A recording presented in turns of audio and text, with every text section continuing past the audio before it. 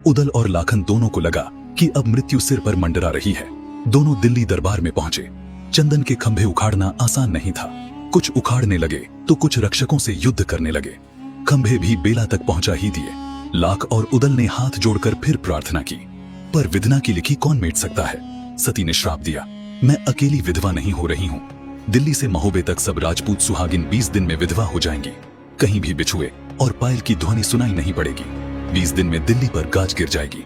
दोनों पक्ष ने इस लड़ाई में अनेक वीरों को खो दिया। हाथी, घोड़े, सूंड तथा गर्दन कटे पड़े थे। खून की नदियां बह रही थीं। इधर बेला सती होने को खड़ी थी। चंदन के खंभे तोड़कर ले आए हैं, अब क्या आ गया है?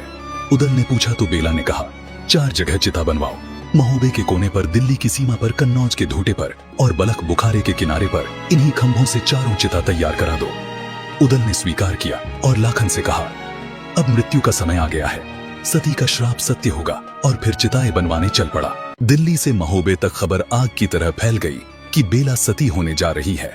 बेला के दर्शन के लिए झुंड बनाकर नर नारी आने लगे। रानी बेला ने अगन मास की एकादशी को सती होना तय किया था। परिक्रमा करके जैसे ही बेला बैठी तभी पृथ्वीराज वहां पहुंच गया। चिल्लाकर कहा कि चंदेलों का कोई बच्चा हो तो सती की चिता को अग्नि दे। बनाफर वंश के द्वारा अग्नि संस्कार ना किया जाए। उदल ने आगे बढ़कर कहा, तुम्हारा तो दखल देने का हक ही नहीं है। स्वयं बेला ने मुझे अग्नि देने की आज्ञा दी है। पृथ्वीराज ने तभी तोपें चलवा दी। गोले और गोलियां चलने लगी। हाथी, घोड़ा, पैदल सब में भगदड़ मच गई। फिर तलवारबाजी होने लगी। चौंडा ब्राह्मण के सामने ढेवा आ गया। भारी युद्ध हुआ और डेवा शहीद हो गया। जगनिक ने आगे बढ़कर चौंडा को ललकारा। चौंडा के हाथों जगनिक भी मारा गया। पृथ्वीराज ने भूरा मुगल को ललकार कर महोबा वालों को मारने के लिए कहा। इधर लाखन ने मीरा सैयद को भूरा से मुकाबला करने भेजा। भूरा मुगल मारा गया। तब वीर भुक्ता आगे आया और सैयद से भिड़ गया। अब की बार सैयद मारा गया। लाख ने अब गंगा ठाकुर को आगे किया। गंगा ठाकुर पर धांधु ने वार किया। भाले की मार से गंगा ठाकुर गिर गए। फिर लाखन स्वयं धांधु से लड़ने आए। धांधु ने भाले से वार किया। लाखन ने वार बचा लिया। फिर उसने तलवार का वार किया। लाखन ने ढाल लड़ाई तो धांधु की तलवार टूट गई। लाखन ने गुर्जर चलाया तो धांधु मारा गया। पृथ्वीराज घबरा गया। उसे आगे बढ़ने वाला कोई वीर दिखाई ना पड़ा। पृथ्वीराज स्वयं आगे बढ़ा। बेला ने अपने केश बिखरा दिए।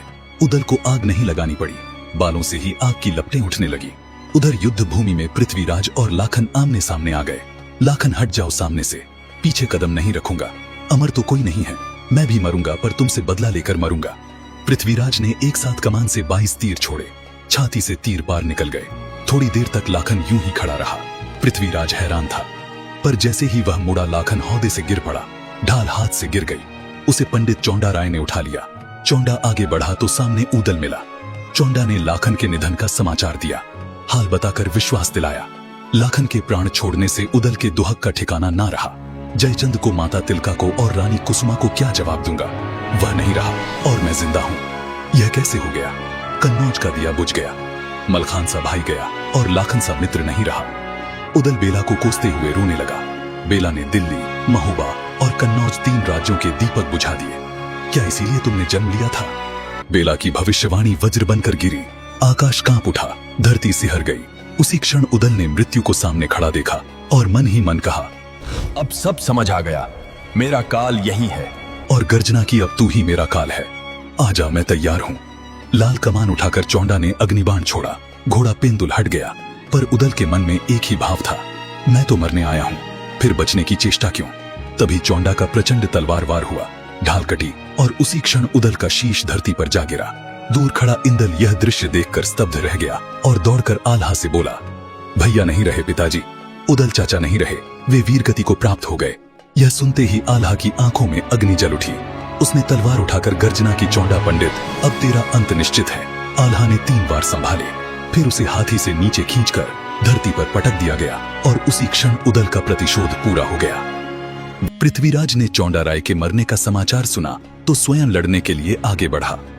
पृथ्वीराज ने धनुष से बाण मारा तो आल्हा के बाजू को चीरता चला गया। पृथ्वीराज और सबको आश्चर्य हुआ कि आल्हा की बाह से लहू नहीं, दूध की धार निकली। आल्हा ने कहा, मैं सोचता था उदल अमर रहेगा। फिर पंचाशावत हाथी को जंजीर पकड़ा दी।